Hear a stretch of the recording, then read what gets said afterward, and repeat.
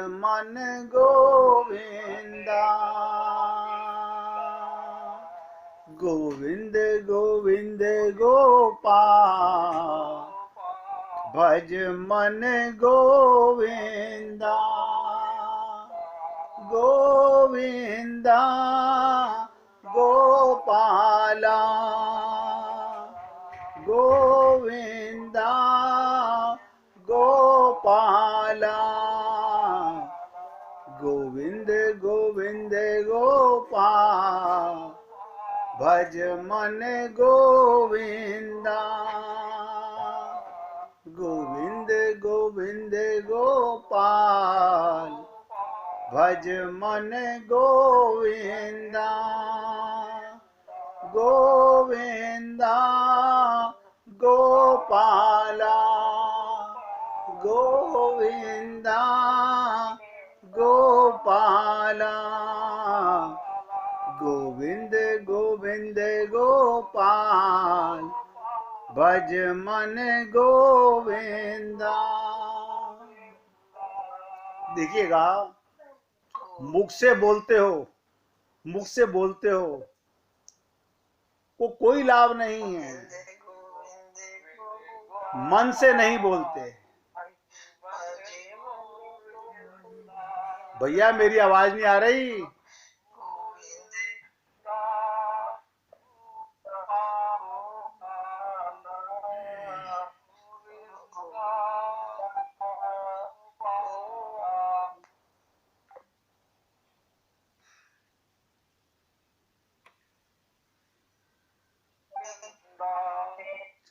राधे राधे राधे राधे। ध्यान से सुनो, नेट चला गया था, आपको मेरी आवाज नहीं आ रही थी। जो सबसे ज्यादा जरूरी काम है भगवान का चिंतन मनन ध्यान करना, वो कोई नहीं कर रहा। अनादिकाल से एक ही त्रुटि हमारी, यही एक त्रुटि है, और कोई त्रुटि नहीं है। आपकी पूजा में गलती नहीं है, क्योंकि मन तो पूजा कर रहा है, इंद्रियों से कर रहा है, मुख से बोल रहा है, आंखों से देख रहा है, सब काम कर रहे हो, लेकिन शरीर मान के कर रहे हो तो प्रेम नहीं हो रहा। तो ये लोगों ने जो कहा कि भगवान को हमने कभी देखा नहीं, तो उनका रूप ध्यान, उनका चिंतन, उनका मनन कैसे करें? संत महात्माओं से हम कहते हैं, बस एक बार भगवान को दिखा दीजिए, फिर देखो हम कितनी जल्दी रूप ध्यान करते हैं। बहुत भोलापन है हमारा। कहते हैं पहले भगवान को दिखा दीजिए, पहले भगवान को दिखा दीजिए, फिर उनका रूप ध्यान करेंगे। पहले सिद्धि मिल जाए तब साधना करेंगे, पहले परिणाम मिल जाए तब क्रिया करेंगे, पहले हमारे को फल मिल जाए फिर हम पढ़ाई करेंगे। अब आप बताइए, ये तो वो बात हो गई, पहले बेटा हो जाए तब हम ब्याह करेंगे।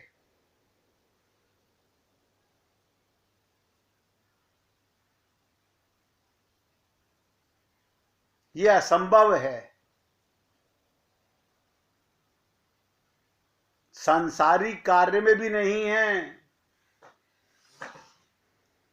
पहले फल मिल जाए तब वृक्ष लगाएंगे। अतः रूप ध्यान वृक्ष लगाने के समान है। विश्वास और श्रद्धा के साथ जब आप बीज मिट्टी में डालते हो, आपको विश्वास है ये बीज फूटकर अंकुर बनेगा, एक दिन तना बढ़ेगा, एक दिन इस पे पेड़ बन के फल लगेगा। अब कोई व्यक्ति कहे पहले फल लगा दो तब हम पेड़ लगाएंगे, ये कैसे पॉसिबल है?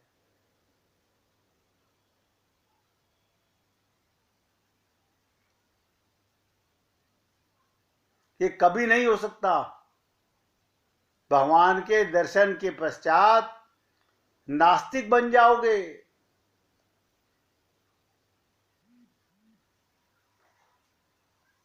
ध्यान से सुनिएगा। अब भगवान का सौंदर्य अनंत कोटि कंदर्प, जितनी जितनी भक्ति बढ़ती जाएगी उतना उतना भगवान का सौंदर्य बढ़ता जाएगा।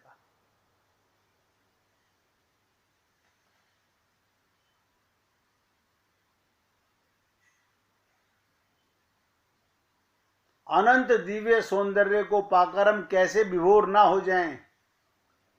इतिहास साक्षी है इस बात का। जनकादिक सनकादिकों ने परमहंस विभोर हो गए।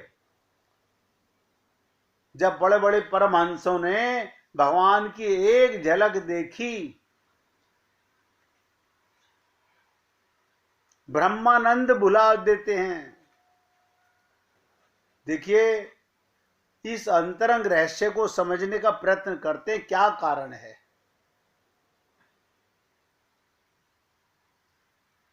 भगवान को कौन जानता है? ब्रह्मा जी ने कहा कोई नहीं जानता। ब्रह्मा जी नहीं जानते, शंकर नहीं जानते, नारद नहीं जानते। और भगवान को गधा भी जान सकता है। क्या मतलब? हम सब जान सकते हैं भगवान की कृपा से। भगवान की कृपा भगवान करते क्यों नहीं? अरे भगवान तो मनुष्य शरीर देकर, संत महात्माओं का संग देकर कृपा कर चुके।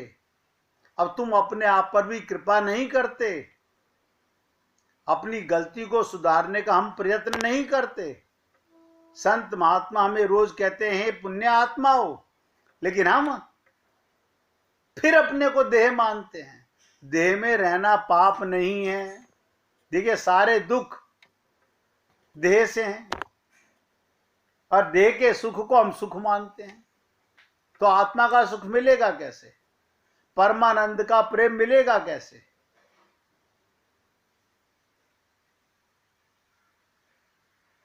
इसके अंतरंग रहस्य को समझने का प्रयत्न करते हैं।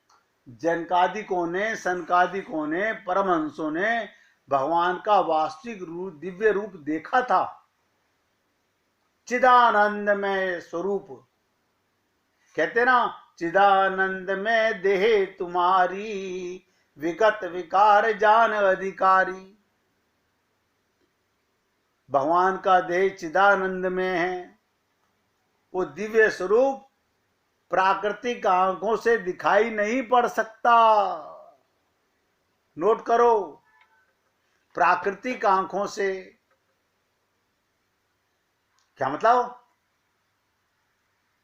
हमारी आंखें स्त्री और पुरुष की आंखें हैं।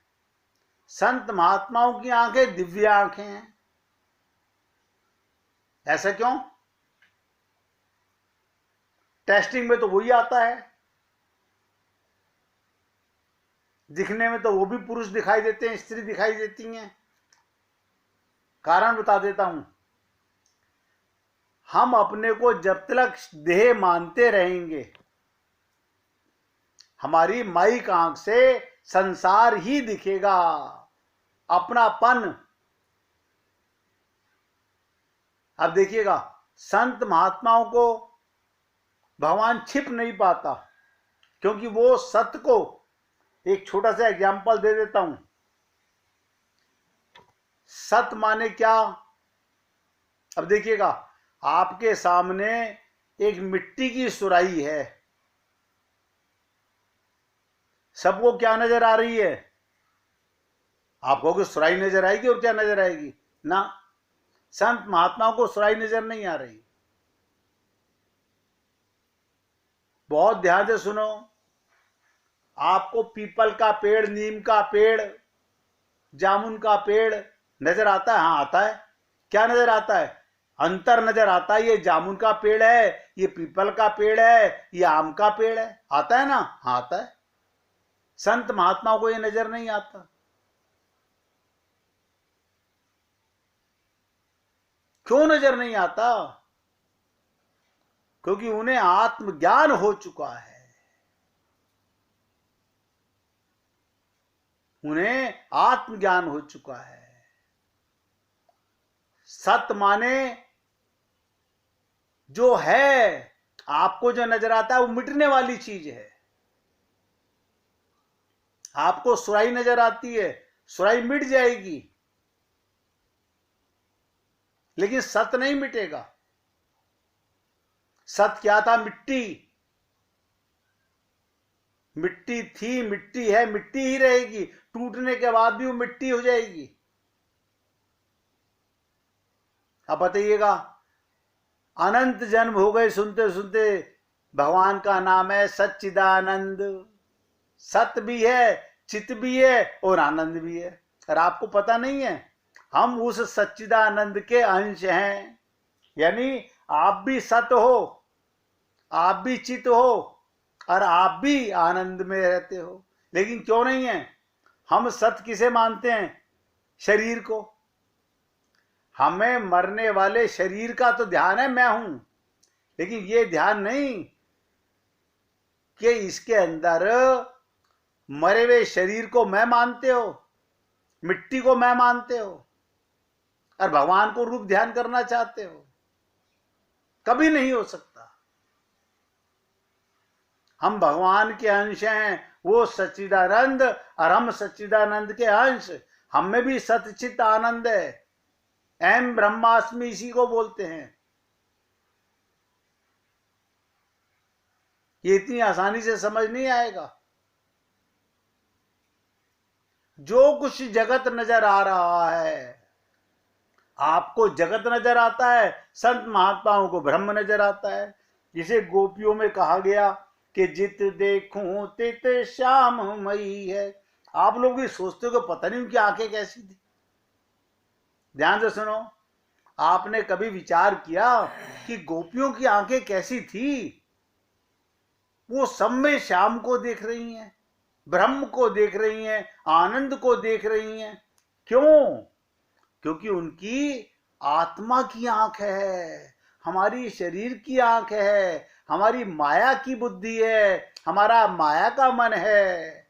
आत्मा का मन दिव्य होता है, आत्मा की बुद्धि दिव्य होती है, आत्मा का चिंतन दिव्य परमानंद होता है। अब लगाओ बुद्धि। कितने वर्ष हो गए कहते कहते कि हे पुण्य आत्माओं, लेकिन हाँ सुन लिया हमने, मान तो लिया आपकी बात को। आप पूछोगे मैं कौन, तो हम बता देंगे मैं आत्मा हूं, आपको बताने के लिए। वैसे नहीं मानेंगे। मानेंगे अपने आप को यही गधे का शरीर, मरने वाला शरीर। इसीलिए आज तक हमें भगवत प्राप्ति नहीं हो सकी। हम भगवान का चिंतन नहीं कर सके, भगवान का सुमरन नहीं कर सके। अब बताइए, दिव्य स्वरूप प्राकृतिक आंख से कैसे दिखेगा?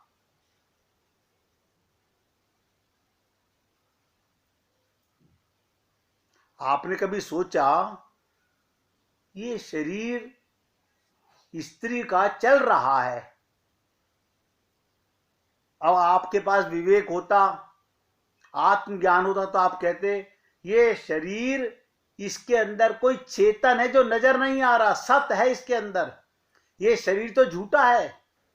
ध्यान से सुनो, ये शरीर तो झूठा है, सत तो ये आत्मा है, आत्मा के कारण शरीर चल रहा है। लेकिन हमने अपने को देह माना तो उसे भी देह माना, क्योंकि हमारी माइक बुद्धि है। आत्मज्ञान होने के बाद सबकी बुद्धि भी दिव्य हो जाती है। ये अंतर है हम में और संत महात्माओं की बुद्धि में, उनके मन में। इसलिए भगवान का दिव्य स्वरूप आंख से दिखाई नहीं पड़ सकता, उसके लिए दिव्य दृष्टि चाहिए। और दिव्य दृष्टि कब होती है? जब अंतःकरण शुद्ध हो जाता है, जो गुरु बताए उस पर विश्वास, पूर्ण विश्वास। अब हम ये कहते हैं अब पति की बात पर विश्वास करें या गुरु की बात पर विश्वास करें। देखो कमाल की चीज, हम पति की बात पर विश्वास करें कि गुरु जी की बात पर विश्वास करें। अगर तुम देह मानते हो अपने आप को तो करोड़ों कल्प तक मिट्टी के घरौंदों पर ही विश्वास करोगे। जिस दिन तुम्हें आत्मज्ञान हो गया उस दिन गुरु की बात को दिव्य मानोगे। मीरा ने अपने परिवार की बात नहीं मानी, पति की, सास की, ससुर की बात नहीं मानी। आज आप और हम लोग उनके भजन गा के बड़े खुश होते हैं। उसके लिए दिव्य दृष्टि चाहिए। हम अभी अधिकारी नहीं हैं, अतः भगवान का दिव्य अनंत कोटि कंदर्प लावण्य विग्रह दिखाई नहीं पड़ सकता।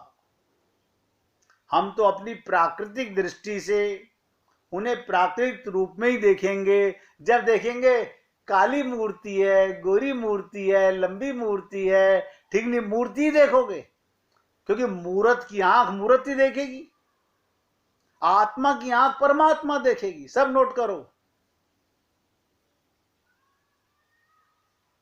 अभी तो हमारी ऐसी भावना है ये दिव्य चिन्मय स्वरूप कितना सुंदर होगा, अभी तो ख्याल करते हैं।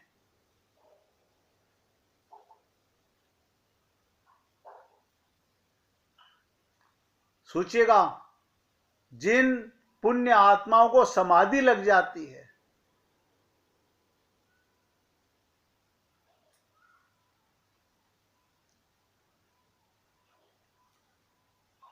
रामावतार की एक छोटी सी झलक आपको बता देता हूं। जब रामावतार में भगवान राम जनकपुर में गए, धनुष तोड़ने के लिए खड़े हुए, किंतु देखने वालों ने अपनी अपनी बुद्धि की आंख से देखा, बुद्धि की आंख से देखा। क्यों? जाकी रही भावना जैसी, प्रभु मूरत देखी तिन जैसी। है भगवान देखई रूप महारण धीरा, और मनो वीर रस धरे शरीरा।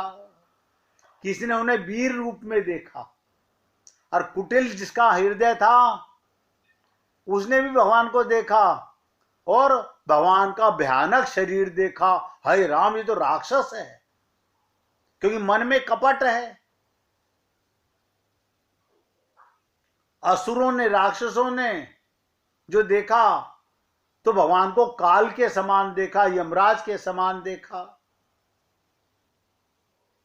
भगवान का वास्तविक दर्शन तो होगा नहीं, हम अपने प्राकृतिक दृष्टि के दोष से प्राकृति ही देखेंगे। जैसे पीलिए के रोगी को सब श्वेत वस्तु भी पीली नजर आती है। नमक की डली मुंह में रख के, ध्यान से सुनो, नमक की रखे मुंह में डली चीनी के पहाड़ पर घुमाइए, मुंह में तो नमकीन स्वाद रहेगा। हम गुरु के बन के तो कहीं जाते नहीं, परमात्मा के बन के तो कहीं जाते नहीं, हम तो पति के, बाप के, बेटे के बन के जाते हैं, तो यही नजर आएगा।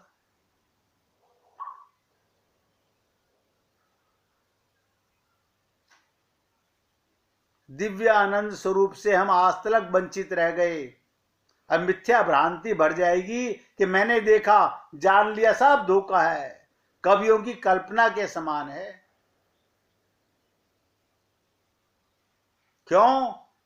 जब तक पहली सीढ़ी पर पक्के नहीं हुए, शरणागति ही नहीं हुई, तो ये सुमिरन कहां होगा। मैंने इसीलिए आपसे निवेदन किया, बुरा मत मानिएगा, आपकी पूजा काम नहीं आ रही, आपका पाठ काम नहीं आ रहा, कोई चीज काम नहीं आ रही आपकी।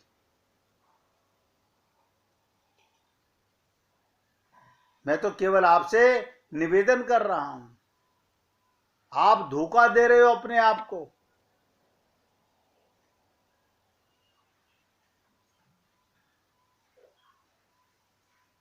ऐसे ही खाली इनकी बात नहीं कर रहा हूं राम की, भगवान श्री कृष्ण को भी जब कंस की सभा में गए तो वहां देखने वालों ने उनको अपनी अपनी योग्यता के अनुसार दिखाई दिए। पहलवानों ने देखा, ध्यान से सुनो, पहलवानों ने देखा इस लड़के का शरीर हार्ड मांस का है ही नहीं, ये तो मानो पत्थर के समान है। बताइए, जो अपने को पहलवान मानते थे उन्हें वो पत्थर का भगवान नजर आए। साधारण जनता ने देखा ये सबसे श्रेष्ठ युक्त नजर आए। स्त्रियों ने देखा, जब कंस की सभा में स्त्रियों ने देखा तो भगवान छोटे से 12 वर्ष के कामदेव नजर आए। गोपों ने देखा, उनके भगवान के सखाओं ने देखा तो क्या नजर आया? हमारा लंगोटिया यार है। दुष्ट राजाओं ने देखा, ये तो हमारा शासक है, हमें मारने आया है। माता पिताओं ने देखा, जिन्होंने उन्हें छोटा शिशु नजर आया।